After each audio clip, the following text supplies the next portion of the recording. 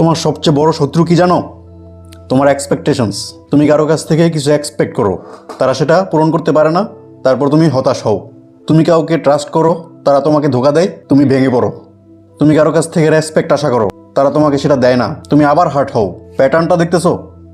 তুমি মনে করো মানুষ তোমার মতো চিন্তা করবে, তোমাকে ভ্যালিউ দিবে, সবার লয়ালটি পাবে, কোনোদিনও পাবে না। কেন? কারণ মানুষ সবসময় নিজের ইন্টারেস্টে চলে। তুমি যখন মানুষের কাছ থেকে এক্সপেক্ট করা বন্ধ করবে, তখন কেউ তোমাকে হার্ট করতে পারবে না, কারণ তুমি তোমার অ্যারাউন্ডে একটা শিল্ড তৈরি করে ফেলছো। তুমি যখন নিজের ওপর 100% ডিপেন্ডেন্ট, তখন কেউ তোমাকে ডিসঅ্যাপয়েন্ট করতে পারবে না। যখন তোমার এক্সপেকটেশন জিরো হবে, তখন তোমার ডিসঅ্যাপয়েন্টমেন্টও জিরো হবে এবং তোমার পাওয়ার হবে আনস্টপেবল।